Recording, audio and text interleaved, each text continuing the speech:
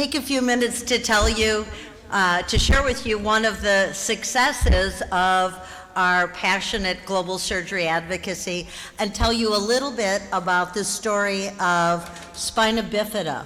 And although we've been talking this morning about how important it is to get more resources to be able to do more surgery, a common theme also has been that prevention is worth a pound of cure. So in the case of spina bifida, this was a strategically chosen first advocacy target of the global surgery movement, and it was designed to collect the low-hanging fruit, to see something that was a problem around the world that had a remedy, and that we as surgeons needed to step forward and bring that remedy to fruition. So this is, I'm just going to show you a case report of what we've done with spina bifida, what we're still doing, and the way we might be able to attack some of the other challenges that we have in global surgery. Okay.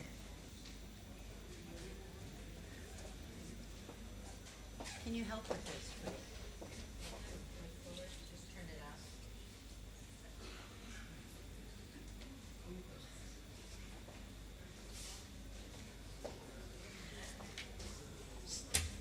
So as they look at how to advance the slides, this is a case report and a story of how the global surgery community, really around the world, identified a problem, spina bifida, which affects almost 400,000 births per year. Thank you so much, and what we sought to do about it. Where would you like me to point it now? Oh, perfect, thank you. So the background, you've seen some of this before. There were early isolated champions in this global surgery movement that just started, as I've said, 9 years ago. The Lancet Commission report with its major summary of findings you see here on your right. So what that meant was that professional organizations, nursing, physicians, OB, trauma, et cetera, started to scale up their global surgery initiatives. Then through the work of the WFNS, we started getting more involved with the WHO. And this was really important. It was an opportunity for medicine to not just talk to one another, but to start to speak to multilateral organizations. So what happened was that the G4 Alliance, in conjunction with the International Society for Pediatric Neurosurgery, united to form this group called GAPSPIF, the Global Alliance for Prevention of Spina Bifida F. And we selected a SMART goal, and you all know what SMART goals are. They're specific, measurable, right? They're achievable, they're relevant, and they're time-bound. So we set as a goal that we wanted to pass a WHA resolution for folic acid fortification or vitamin B9 to prevent spina bifida within 2 years, and we were successful. Oops, so we're trying to share that with you. There we go. Okay, so we started to look at this opportunity that we all in this room as clinicians have when we take care of an individual patient, and we see that the individual patient also represents some need or problem within society that we can also address. So in this case, we were looking at the problem of 400,000 babies born each year with spina bifida, for which there was already a known solution for there to be folic acid fortification with cereal grains, but it wasn't being done. So neurosurgeons took a leading role in this by developing a public health policy for how we could prevent this problem. In essence, put ourselves out of a job of having to repair myelomeningocele because we could prevent this problem in the first place. So we felt that neurosurgeons were at a unique vantage point, just like each one of you will be when you're in an office, in a hospital with a patient with a problem. Our workforce was very adversely affected. There is a very small number of pediatric neurosurgeons around the world, estimated to be only about 400 people with this training, and yet there were 400,000 babies being born with this problem around the world. And not only that, but infants born with this condition often require multiple operations. So in some studies we did, pediatric neurosurgeons were spending up to 30% of their time just taking care of patients with this diagnosis. And we realized that there was a need for an increased role for surgeons in the management of this, and we had the unique qualities to be able to go after a solution to this problem. Now, this was also in the pandemic era where there was a lot of talk about vaccines, and so we used the analogy of putting folic acid, vitamin B9, into cereal grains being like a vaccine against spina bifida. And we also did the studies that it took to look at how cost effective this was, that there had been class 1 evidence available for 30 years that showed having vitamin B9 added to wheat, rice, and corn did make the difference. It was able to eliminate the vast majority, about 80% of cases of spina bifida. We just weren't connecting the science with the public policy, and that's a perfect example of the role of global surgery, to unite science with public policy. And so that's what we did, and we also showed that it was cost effective, as you can see here. So looking at this folic acid fortification as a type of vaccine to prevent myelomeningocele, we launched a campaign, a public awareness campaign, starting to educate public health officials as well as the general public about the opportunity that there was to be able to prevent this scourge of humanity. So in doing that, that seemed to resonate during the pandemic. So how did we do it? And you who are in medical school may have noticed you don't learn how to do public policy as medical students. At least we didn't. And so we were learning at this stage how to be effective health care diplomats. So how did we go about doing this? We had to learn how to do it. We wrote papers and monographs. A big one was in the Lancet Public Health that went to the ministries of health of all the nations at WHO. We sought the support of other neurosurgical organizations first and foremost, but very importantly, we broadened our scope. We looked at who were all the stakeholders who would care about this issue. So it went way beyond surgery. It went to pediatrics. It went to maternal and child health organizations. It went to industry and the millers who make the flour out of rice and wheat and corn. So we had created a very large tent, which not only made us effective, but also gave us partners outside of our discipline that we can now work with on other areas. So we worked on individual country initiatives. Oops, let me go back here. And we started this campaign to teach people about folic acid. And so we developed a slide set. I'm just showing you a couple here as examples, but these were used by everyone in this big, broad network we developed to have as a common goal, from the bottom up and the top down in society, create a call to action for increasing the number of countries where there was a mandatory folic acid fortification of cereal grains.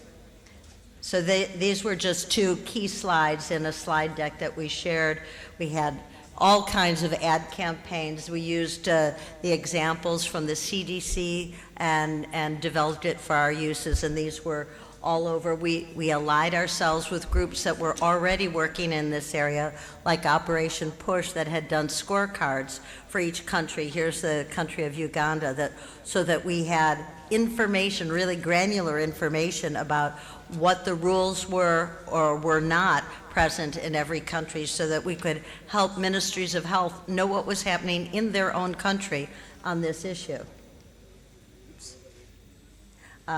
More papers about it. A lot of this is in both the peer-reviewed literature as well as in newspapers.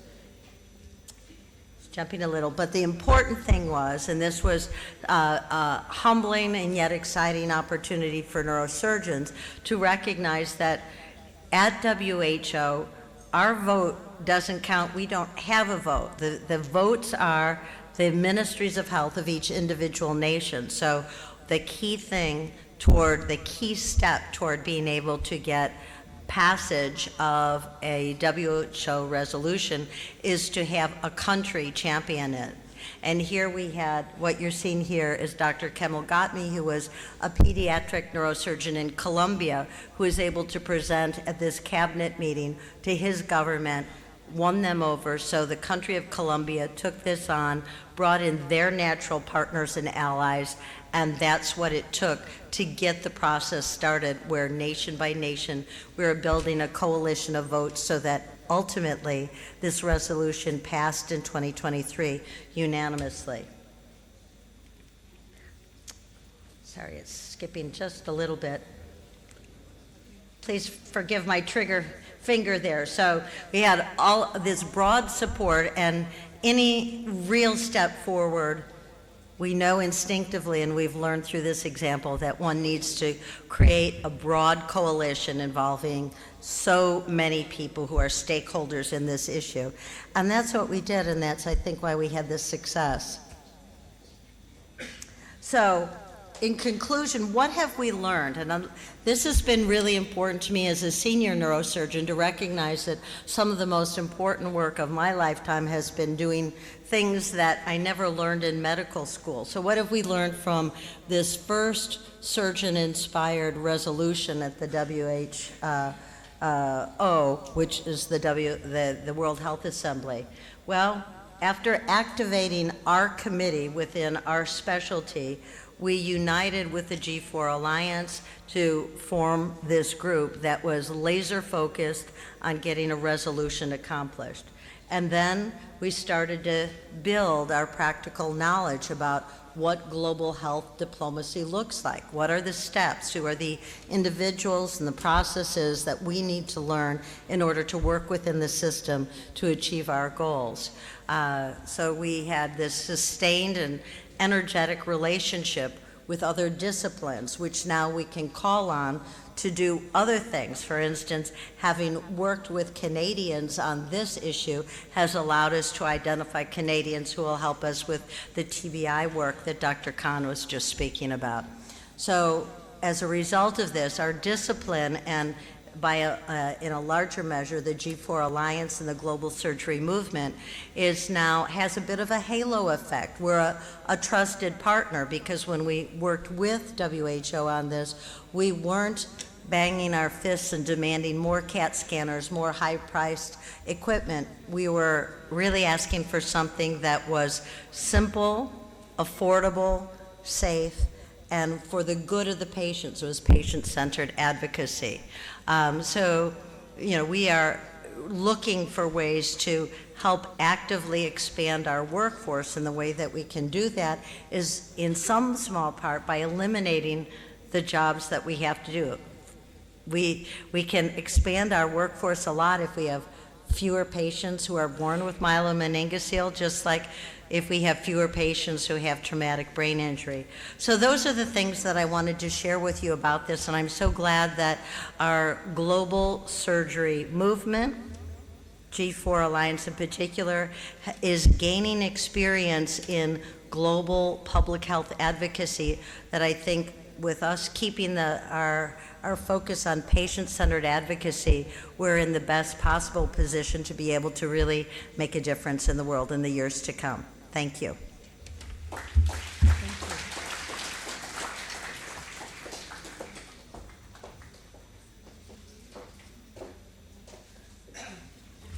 Dr. Russo, thank you for your exceptional work in global surgery and your advocacy for folic acid fortification. Your leadership and dedication to improving neurosurgical care worldwide are invaluable. Our next speaker is Dr. Sidra Jabbar Khan, a highly accomplished consultant in obstetrics and gynecology at Northwest General Hospital and Research Center. Dr. Sidra completed her MBBS from Khyber Medical College, Peshawar, and pursued MRCOG and FRCOG qualifications in the UK. As the Dean of Postgraduate Training at Northwest General Hospital, she oversees the OBGYN department, consistently advancing medical education and women's health care. Dr. Sidra Jabbar, please join us on stage.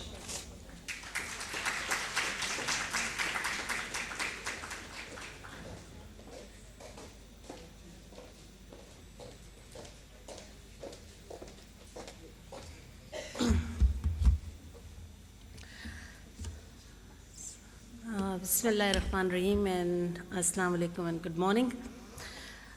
So we have heard some very good points from Gail Rocio, and I hope that this symposium or this awareness session will have a positive impact in improving the situation here in our country and globally as well. So today I'll be talking about the initiatives in preventing spina bifida through folic acid fortification in Pakistan.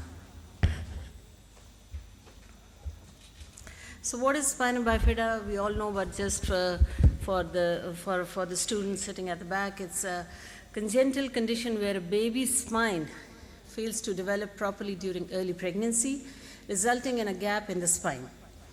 And this is one of the types of neural tube defects, and this occurs mainly during the very early pregnancy, like in the first 4 weeks or after conception. And in spina bifida, what happens is that this neural tube doesn't close.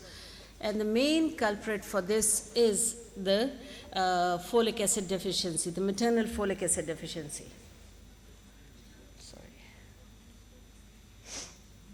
There are 3 different types of it. It's the occulta, the meningocele, and the myelomeningocele. The occulta is the mildest form, where there's just a defect in the bone, but there is no protrusion of the sac or the fluid or the nerves. So it is, and so the nerves are preserved, and there's no neurological deficit in such patients. But in meningocele, the fluid comes and the meninges come out through the defect, while in the meningomyeloceles, the nerves also produce, and that's the worst form of it, and this then causes more neurological problems. This is a picture showing the meningomyelocele, and the incidence worldwide is 0.5 to 1 per 1,000 births, and 15% are occulta. So 85% of the patients, they have neurological problems.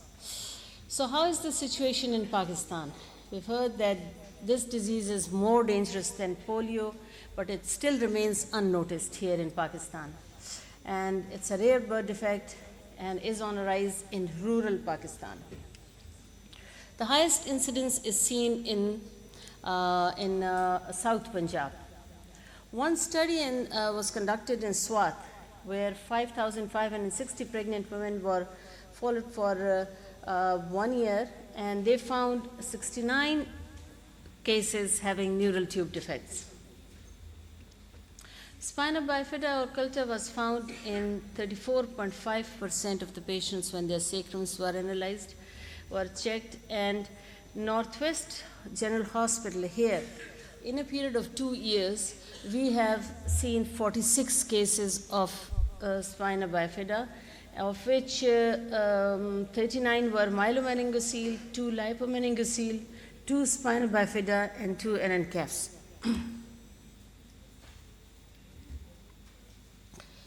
So there was a study published in Pakistan Journal of Medical Sciences to look for the awareness among women in general public.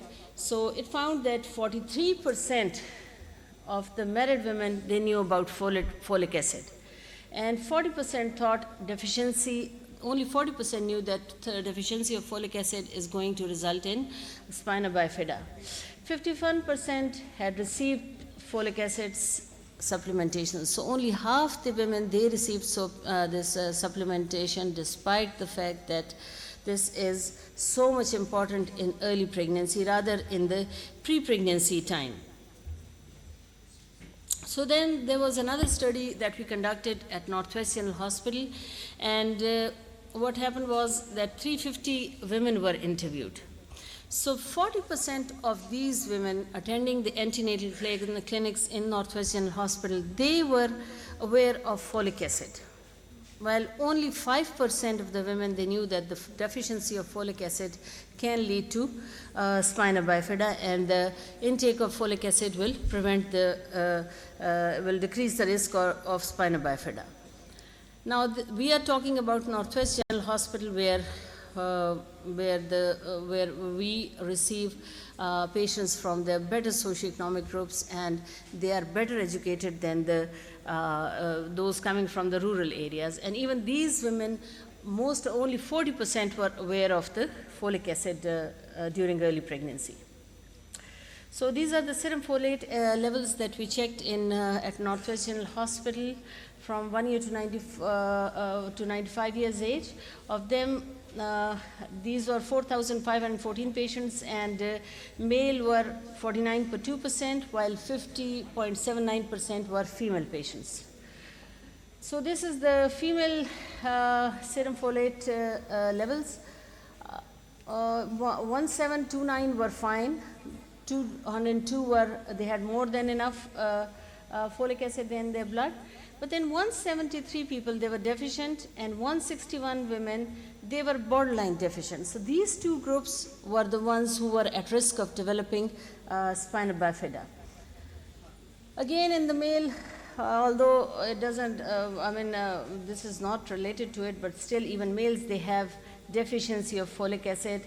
Like 316 had definite deficiency, while 214 had borderline deficiency. So this is we are talking about Northwest General Hospital, and you can imagine the gravity of situation when you go to the rural areas, and that is even worse than this. So what do we need to do? So there was a paper published by the Louisiana State University in Shreveport about spina bifida prevention, a narrative review of folic acid supplementation for childbearing age women. And in the conclusion in that paper, they said that as reflected in this review, various international studies have demonstrated a reduction in the incidence of spina bifida with the appropriate dose and timing of folic acid administration. All women must be provided equal access to folic acid via vitamins or a food supplementation program to decrease the risk of neural tube defects. So this was very important message. Now, flour fortification, these are the countries that are actually doing, the ones in the dark blue, while the yellow ones are planning to start flour fortification, and including ourselves. And the blue ones are the voluntary countries that are volunteering to do it. They are not bound to do it, but still. And then the areas in gray, they have no flour fortification. So flour fortification is one of the methods where you can increase the supply of the folic acid to general public, and it is for both females and males.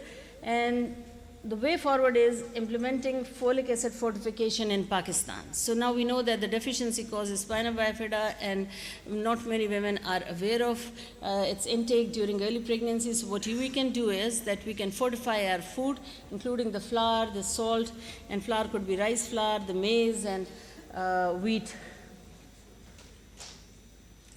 So food fortification of program of Pakistan says that 70%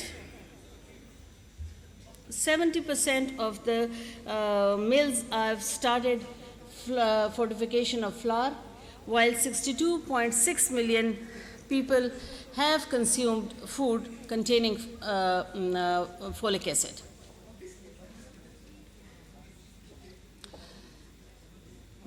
What we need to do is that we need to run some pilot projects and implement folate fortified salt distribution in select districts. And this we know that iodine was added to the salt, and that has been successfully used, and the iodine deficiency problem has been successfully taken care of. So in the same way, we think that pilot projects should be run where we can add folic acid to the salt, and that can be distributed to the general public, and then reanalyze the situation after a while and see how things are going, and what is the risk of, what is the incidence of for the spina bifida and other neural tube defects, has it actually decreased or not. And while doing this, we need collaboration with different organizations like GASPI, this Global Alliance for Prevention of Spina Bifida, just as mentioned by Gail Rocio, and then other organizations working for it, and the stakeholders. Of the stakeholders, the local people, the local government, the local policymakers, they are the ones that need to be made aware of this problem, and then they can plan these projects, and they can execute, and they can monitor the efficacy of these projects. They can also conduct awareness sessions, the one that we are doing right now here, but this can be done to the general public in Peshawar, outside Peshawar, so that more and more people, they know the importance of folic acid in prevention of all neural tube defects, including spina bifida. And one interesting thing is that folic acid, 100 tablets, they cost just 30 rupees, right? So one tablet a day, I mean, this is enough for 3 months. So it is 10 rupees per month, and this is nothing to prevent such a big problem. But all it needs is awareness that women should know that in the prenatal period they need to take this folic acid. And for that, we need our part in creating this awareness, and we need you people to be the ones to create this awareness. Then the other step is, when you do such projects, obviously you monitor them, you collect the data, and you see how things are going. Have they worked well for the general public? Is there any effect of that fortification? Is there any decrease in the incidence? All that needs to be checked over a period of time, and this is obviously done at the government level. And then policy advocacy. Push for the inclusion of folate fortification in existing food fortification laws and framework. That's very important, because we know that it's all about making the public aware and making the stakeholders aware of this problem. So what are the preferred vehicles for fortification? Salt fortifications. Salt has been used for iodine deficiency, and we had a very good experience with it. So that'll be the first vehicle that we'll be using, should be used. And the advantages, there are certain advantages. It's a household, it has high household penetration. Almost all homes, they use salt, so it'll be easy to reach every home. It has established distribution network, and it has proven success with iodine fortification. But then there are a few challenges with it, that it requires regulation and monitoring. And of course, it causes a bit of change in the sensory change, like in the taste and the color, so that needs to be accepted by the general public. But over a period of time, I'm sure that they will, as they did with iodine. Flour fortification. So what are the advantages? There are advantages and disadvantages. So the advantages is that flour is used by, this is our staple food and used by almost everyone here in Pakistan, and it can reach large segments of population. It can be easily integrated into existing milling processes. But then there are some challenges, that it requires consistent quality control. And there should be infrastructure for mixing, for uniform mixing. So these are the two challenges with it. Otherwise, but obviously, where there's a will, there's a way. So if you want to do it, you can ultimately do it. And then the other thing is the rice fortification. That's the second favorite staple food here in Pakistan. So advantages is that it is commonly consumed staple in many regions, And the challenges are that there's a higher cost and technology requirement for this, and acceptance and sensory issues would be the same as with flour and with salt.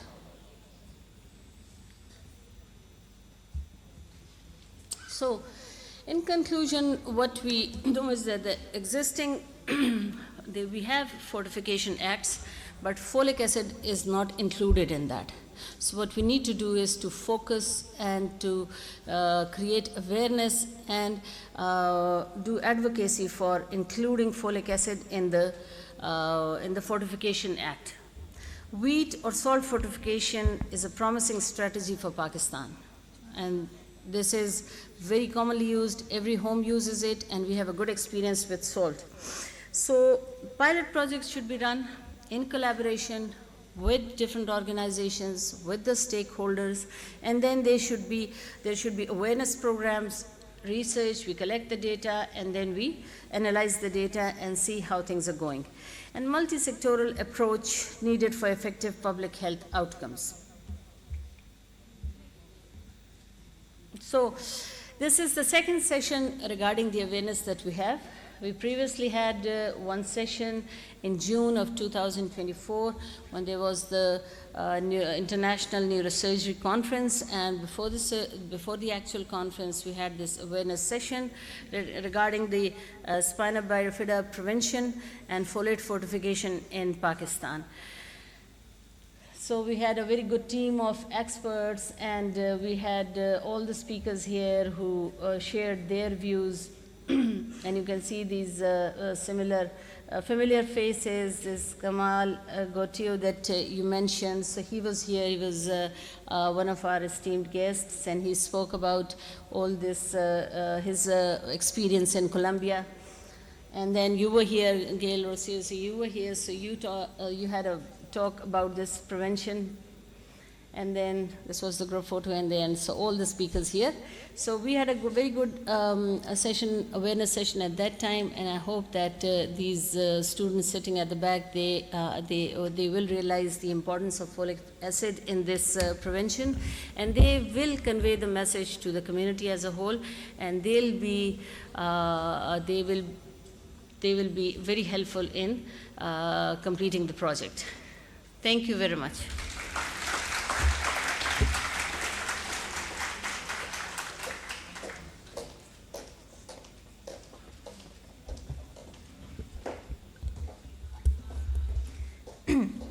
Thank you, Dr. Sidra, for your inspiring dedication to women's health and medical education. For the remainder of the session, I, Khushwakht Shah, a first-year medical student at Northwest School of Medicine, will be your host. Following Dr. Sidra is Dr. Sumaira Shams, an award-winning policymaker, human rights activist, and former member of the Provincial Assembly of Khyber Pakhtunkhwa. Dr. Shams has championed marginalized communities through roles like chairperson of the Health Committee and Women's Caucus. Her work spans youth engagement, women's empowerment, and key legislation on domestic violence and reproductive rights in KP.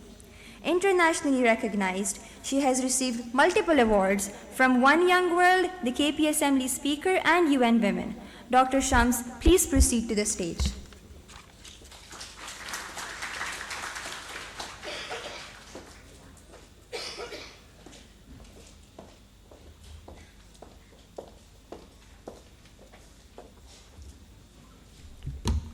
Bismillahirrahmanirrahim. Assalamu alaikum and a very good morning. So basically, please slide change.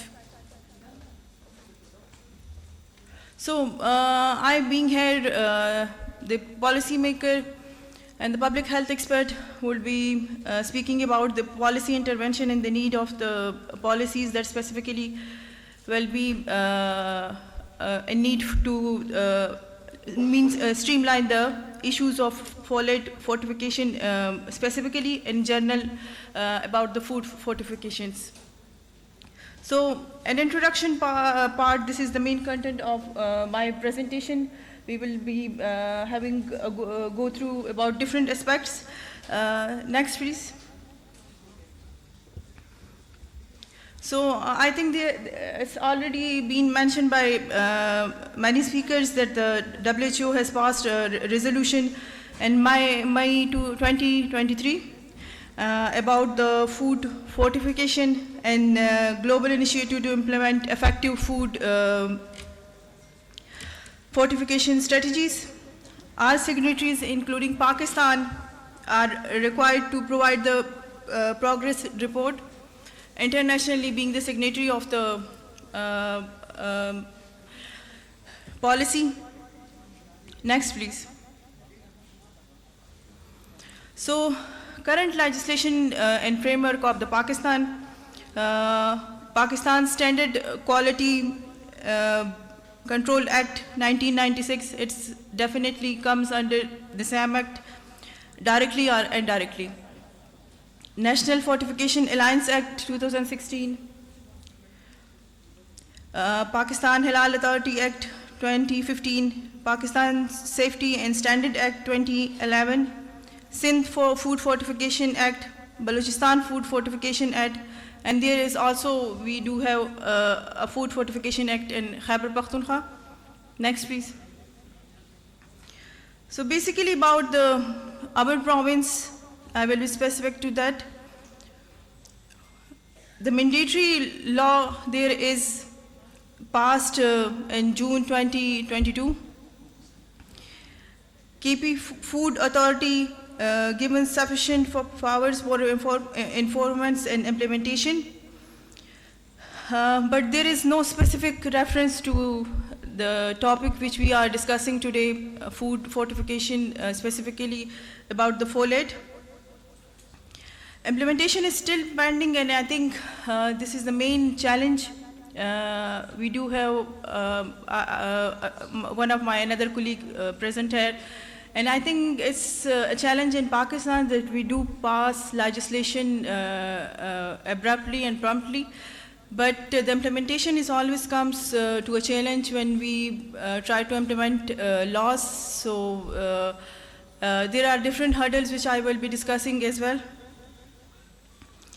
The first one is lack of clear authority and coordination between the departments. I think today we are discussing about the health issue, but the food department and the liaison with the health department is a main challenge, and I think the multi-sectoral approach will be one of the options to tackle such challenges. Economic and logistical issue, we pass legislation, but there always come issue with the finances. Dependence on wheat supply from Punjab, it is another big issue. After 18th amendment, the powers devolved to the provinces. So the federation, the central federation doesn't have the authority, or the provinces doesn't have the authority, so it's a separate entity and issue. Next, please. Legislative and regulatory issues. No clear authority designated for implementation as so far. Inconsistent enforcement and oversight. This is another big issue. The role of the parliament is to draft and pass legislations and policies, but the oversighting role is lagging behind, and it's the domain of the departments and the bureaucracy to implement all laws and legislation and to ensure their implementation. Economic and industry factors, as I mentioned before, influence of wheat flour association and economic constraints. The associations and the other factors are the major issue, specifically in our province and subject to our country's politics as well. I may call them as a mafia. Logistically and supply chain issues, dependence on wheat supply from Punjab, as I mentioned earlier, and lack of infrastructure and distribution challenges. So these are the multiple challenges we are facing besides and despite the law is already present there. Next, please.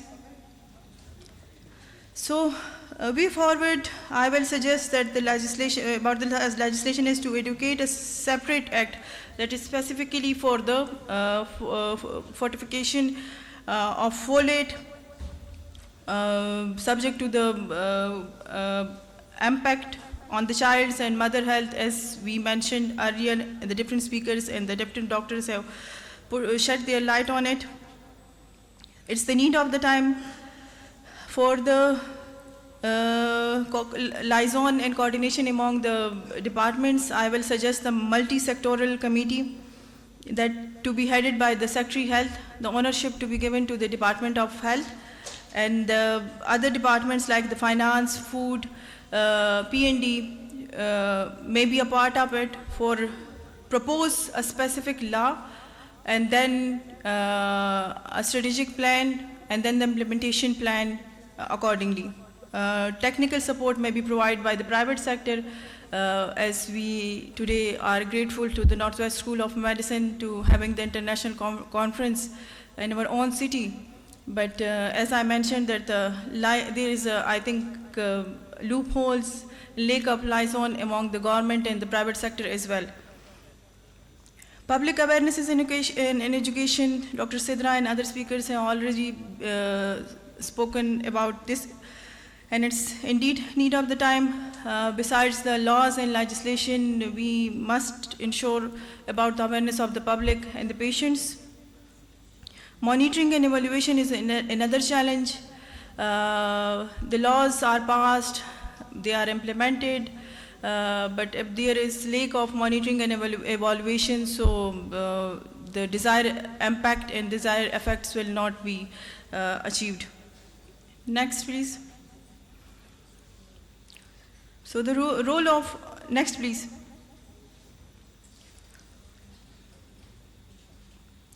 A previous slide. Role of policymakers and public health advocates.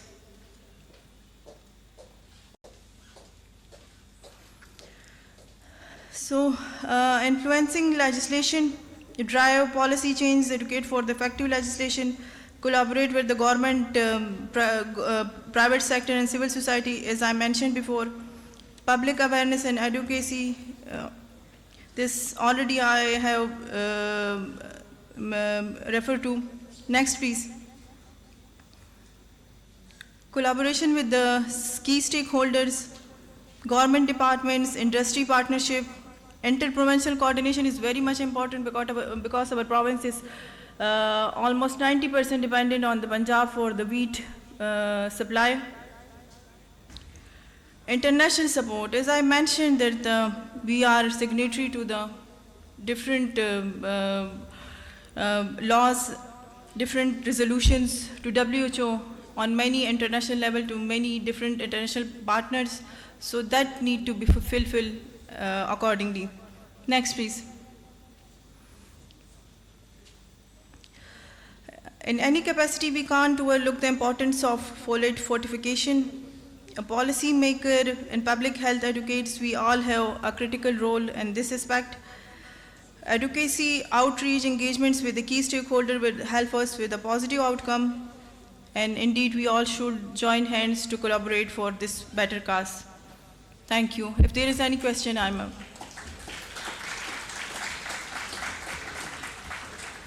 Thank you.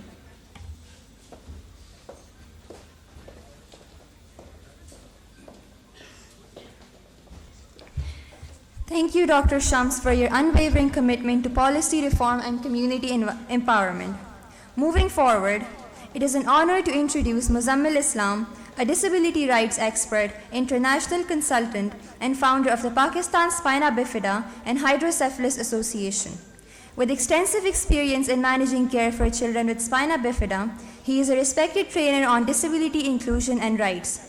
His work as a disability inclusive education specialist and independent living advocate has provided crucial insights into the needs of this community, encouraging us to work toward a more inclusive and preventative approach. Mr. Muzammil, please join us on stage.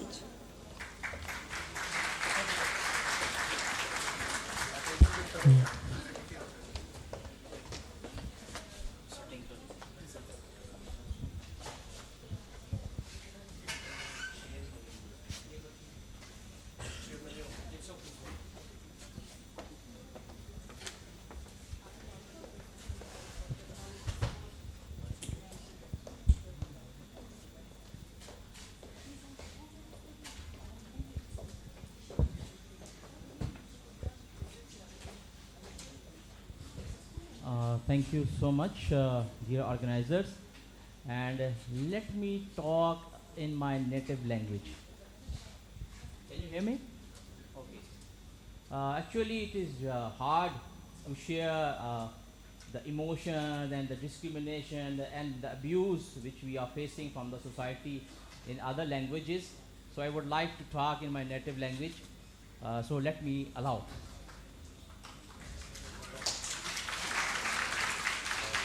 So for the international delegates, we have many persons. They can, I think, translate as well.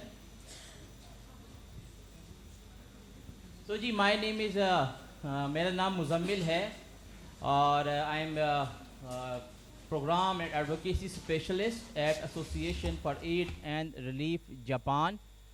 I am the founder member. I am the founder of Pakistan Spinal Bifida Family Association, which is a digital platform to support the families and their children, those who are living with spinal bifida in Pakistan.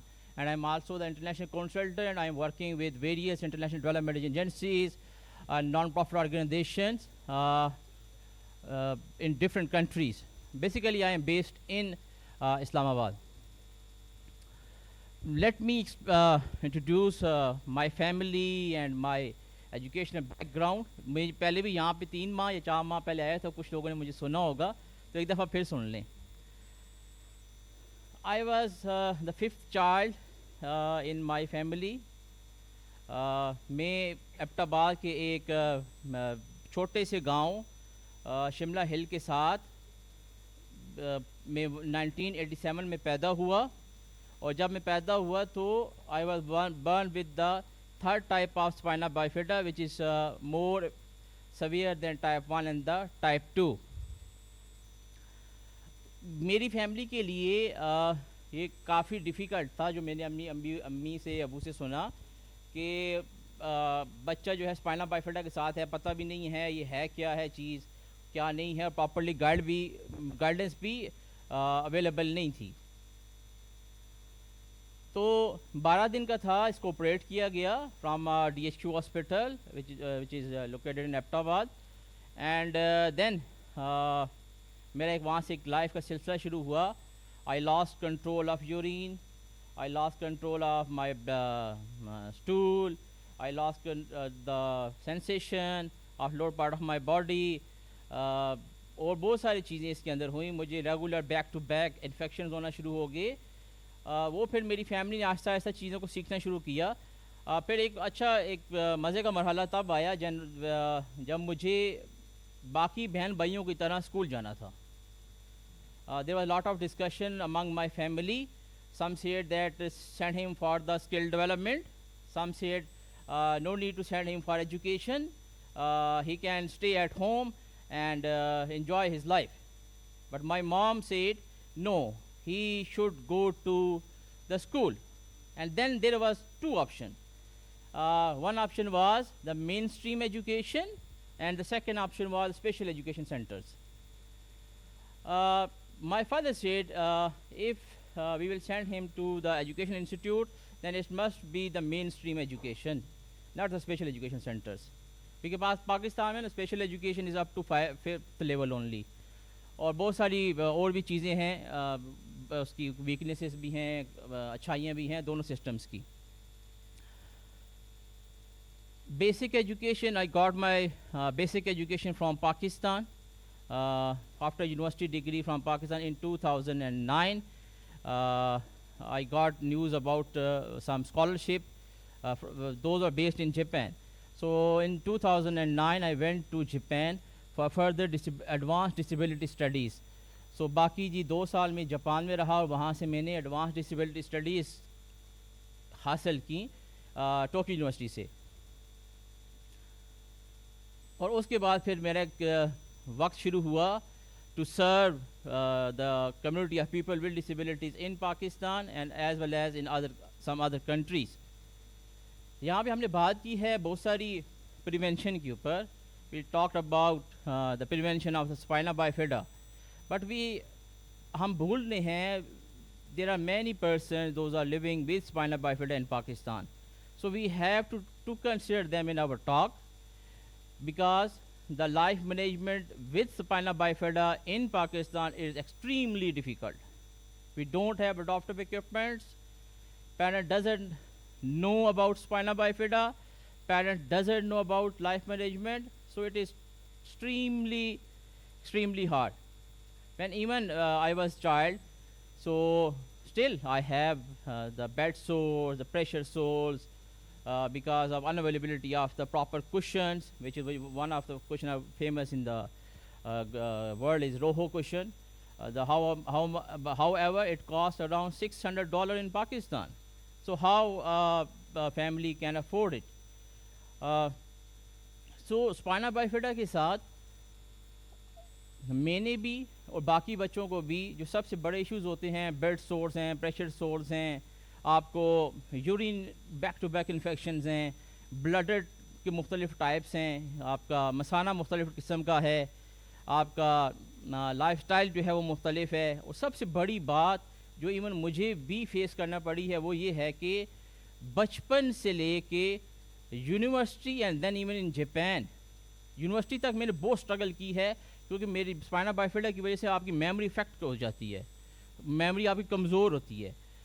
तो मुझे कभी भी पाकिस्तान के अंदर we doesn't have the concept of individualized educational plan for the students who have learning difficulties. Even the person who are living with spina bifida, they also have the learning difficulty because of the memory. So when I went to Japan and started to learn, basically started from the Japanese language, they developed a plan and they provided me some extra teachers to cover the learning difficulties. So वहाँ से मुझे पता चला कि मुझे पानी अगर मिल जाए मैं बॉटल, वहाँ से मुझे पता चला कि हमारी जो लर्निंग डिफ़िकल्टीज़ हैं उनको सपोर्ट करने के लिए अल्टरनेटिव मेथड्स मौजूद हैं। तो वो मुझे पाकिस्तान में 16 साल की तालीम में कभी उनका पता नहीं चल सका। Thank you so much.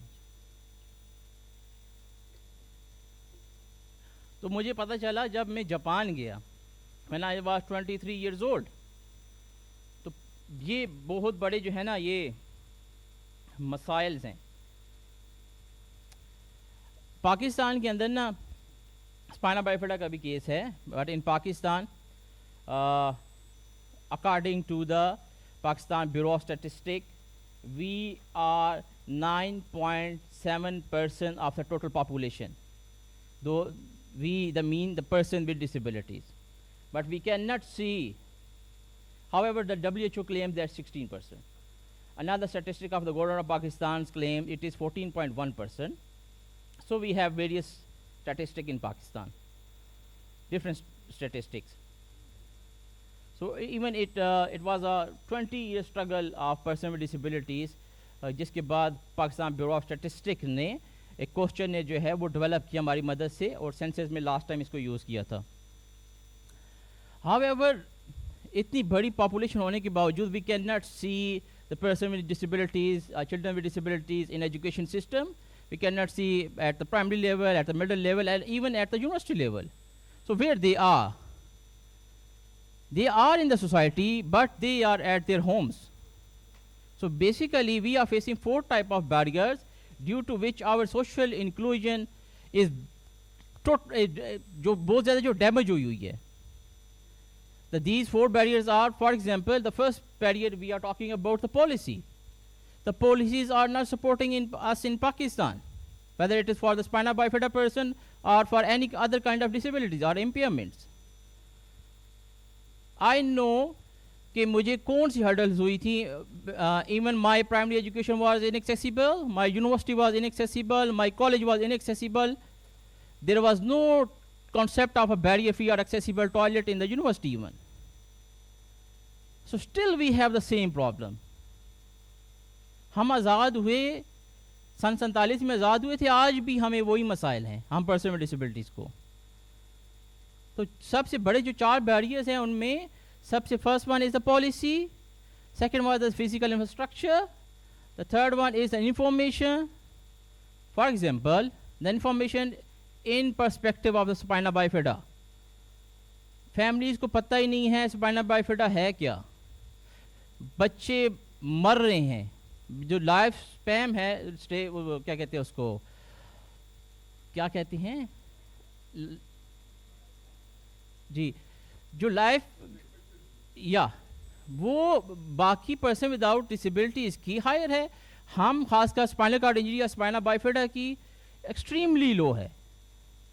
मैं बहुत सारे लोगों को जानता हूँ जिनकी फैमिलीज़ के बच्चे जो हैं अर्ली एजेस में एक्सपायर हो गए due to back to back infection and such things. Stool का नहीं पता होता कैसे मैनेज करना है, यूरिन का नहीं पता होता कैसे मैनेज करना है, इन्फेक्शंस को कैसे मैनेज करना है, प्रिवेंट कैसे करना है इन चीज़ों से। ये की बैरियर्स हैं जिनकी वजह से आप इस इतने बड़े हाल में, हम सिर्फ 2% में डिसेबिलिटी थे जिनको जो स्टेज पर आए हैं। आई डोंट नो कि आप में पार्टिसिपेंट में कोई बैठा या नहीं बैठा। And in Pakistan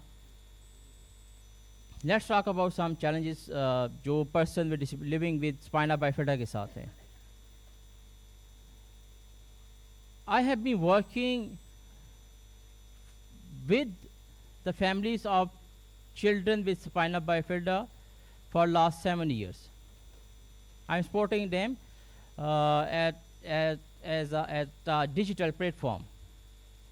So some people जिनको पता था Muzammil is living with spina bifida, तो किसी ना किसी से नज़रिया से उनको पता चला तो मुझे उन्हें कांटेक्ट किया। So back in 2017 I decided to have a digital platform to support the people living with spina bifida in Pakistan. At that time I was in Japan. In 2000 I was in Japan and I was working there.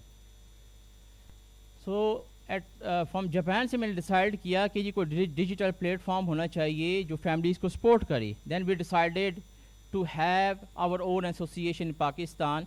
हमने उसका नाम रखा Pakistan Family Spina Bifida Family Association. It is a digital platform and we are providing life management skills, life management information, life management other related things to the families.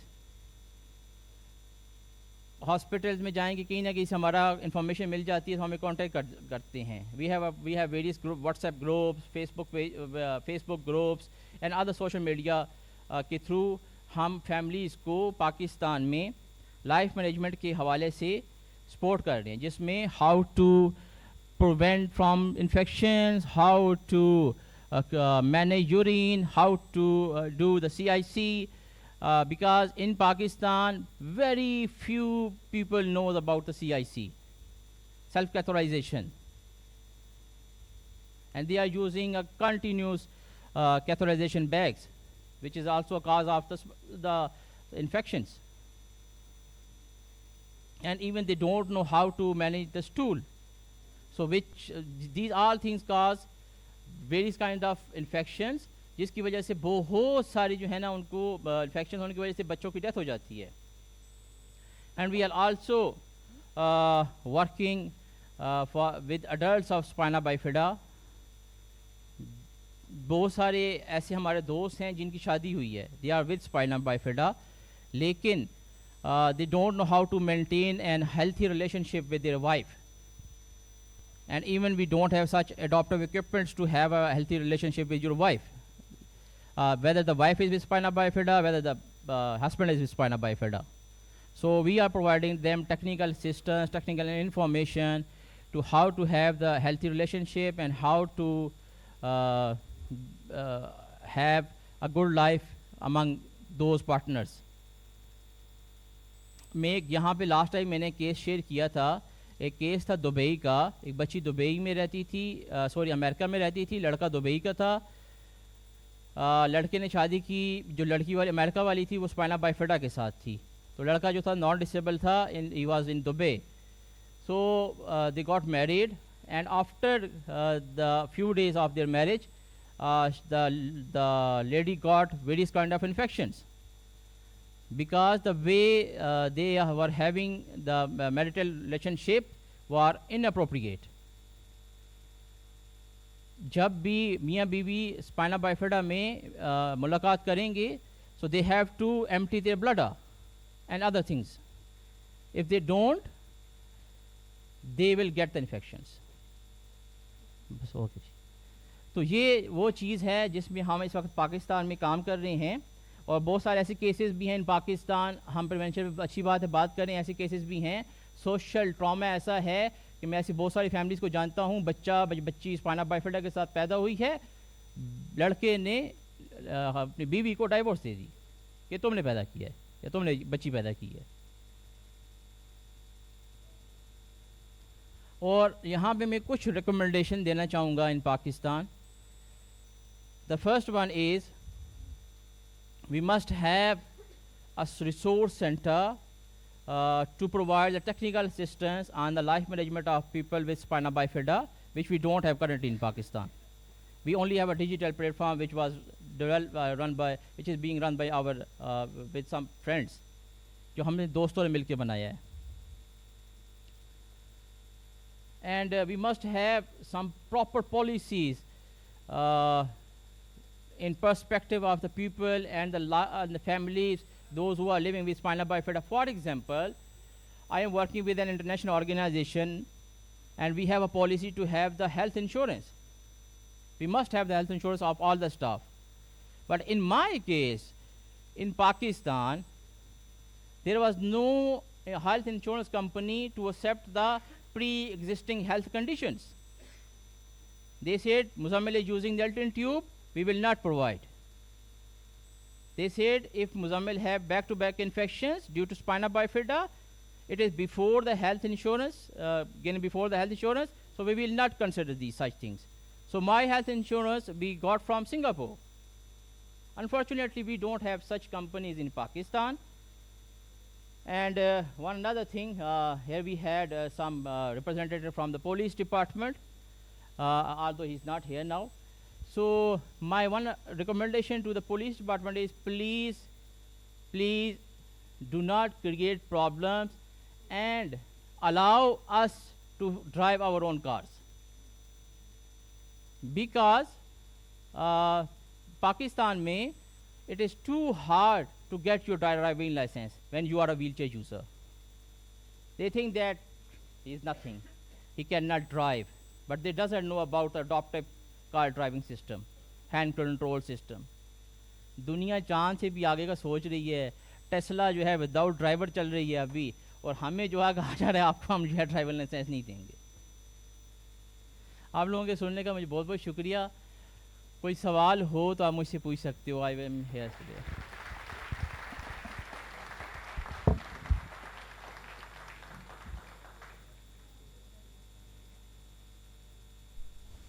Thank you, sir.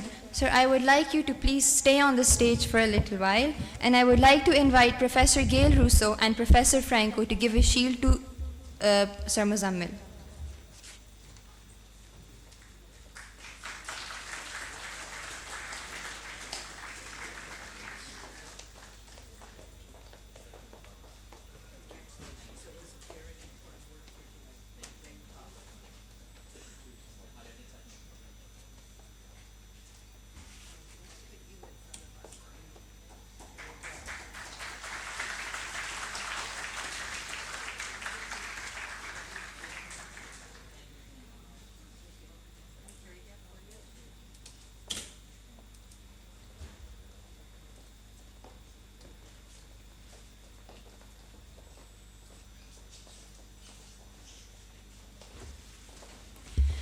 Thank you to each of our reputable speakers for taking out your time today to share with us your knowledge and great expertise.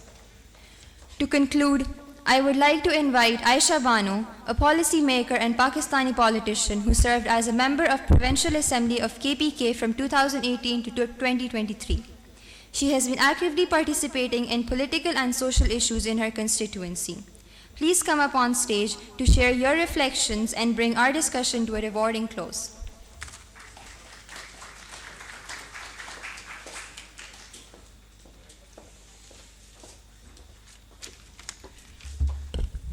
Bismillahirrahmanirrahim, and good morning, students, speakers, and distinguished guests. Assalamu alaikum. As First of all, I would want to confess that I was trapped last minute. I wasn't ready for the closing remark, so you have to bear with me.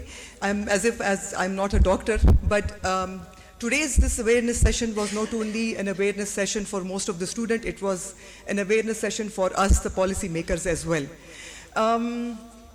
As we all know that Pakistan is signatory to the WHO and WHA, as my colleague Sumaira Shams most of explained, all the relevant legislations, as after the 18th Amendment of Pakistan Constitution, health is a devolved subject, so the provinces get to legislate for themselves. Provinces get to have to create their own budget for the health-related issues. But believe me, after listening to today's speakers, I've realized one major aspect that is missing out, and that is that any time and every time something relevant or something related to health comes, most of the stakeholders are never taken on board, and I guess that is the reason why the legislation never gets implemented. So, and a while ago I was discussing the same issue with Dr. Sidra Jabbar.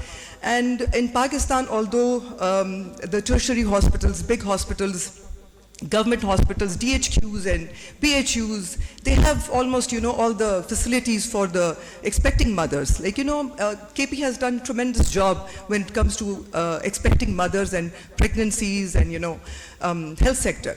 But the thing is that a big number of women still go to midwives. And I guess that is one of the biggest gap where I think we, being part of the government, I have to confess that maybe we have never ever tried to sensitize these midwives regarding the folic acid fortification and the repercussions and the effects of not taking enough folic acid and why it is mandatory. I have 2 children, alhamdulillah. They are going to college, one is going to university, and believe me, it was my first time when I found out that what folic acid deficiencies can do to us and our children in future. So, my bad, I admit my mistake, but the thing is that health-related sectors, people like Northwest General Hospital and even the government, they're all to be blamed when it comes to sensitization of such subjects. So I would, first of all, would want to request Northwest General Hospital and the Medical College to come up with a proper proposal that we can place to the government that they should take a massive campaign, awareness campaign regarding folic acid deficiencies and why it is mandatory for the expecting mothers to take these folic acids. Secondly, like I said, that I have 2 children and I didn't know that how bad the effects of folic acid can, have these effects on your child or on the fetus. And it was an eye-opening session for me as well. So I would expect that in future, whenever we legislate, we make sure that all relevant stakeholders are involved. Like we make sure that civil society is there, all the relevant doctors when it comes to health, of course, all the stakeholders are involved, policy makers are there, and then we legislate. So whenever there are gaps, there are lacunas in the laws, when there are no enough funds for that specific legislation, the gaps will be there and it will be difficult for the government and for the public to see that, that law being implemented. So I'll try to be brief and short. The thing is that, as Sidra Jabbar mentioned, that wheat, most of the wheat that comes to KP, the easiest would be to add fortified salt and wheat. And the reason being that the wheat mostly comes from Punjab, but I'm sure that the provincial health department can come up with some solution. When there is will, there is way. And from today onwards, I think, I'll make this my mission, in fact, I would say, that something so small can ruin somebody's life, for the rest of their life, and it's not just the individual or the child or the infant that is going to face the effects, but the family around that child. So me and my colleague Sumaira Shams and Shandana Gulzar, who was with us initially a while ago, will make sure that we do talk to the health department and we come up with some concrete solutions, how to make sure that folic acid fortification is made mandatory. And like I said, that we do have laws. We have, Pakistan is overly legislated laws, and I don't think we need more laws. The only challenge is how to implement those laws. And we have to look into a dovetail approach, more holistic approach, and the more coordinated efforts on your behalf and, from the government behalf. Civil society has always played a role, private sector has always played a role, so I would request Northwest General Hospital to help us with it and guide us how do we go about it. And inshallah, hopefully in future, you will definitely see, next time when you are in Pakistan, you will definitely see a difference that from on our part, me and my colleague would have definitely made an effort to do something about this challenging issue. So thank you very much and best of luck, and I hope you enjoy your stay in Peshawar. And hope to see you again. And I would request that next time something health-related conference is there, make sure that policy makers are there so that they are sensitized, because most of the policy, I was an MPA for 4.5 years, and I didn't know. And it is such a burning issue that I'm ashamed of myself, I'll be very honest. So I should have known about this previously, but my bad, and I'm glad that today I was considered that I should be attending this session. So hopefully, best of luck and take care. Thank you.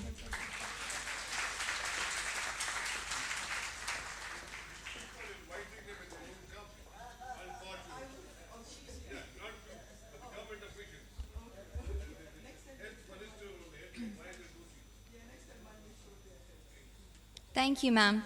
May all our international guests come forward to the stage for a group photo. And faculty too. And everybody.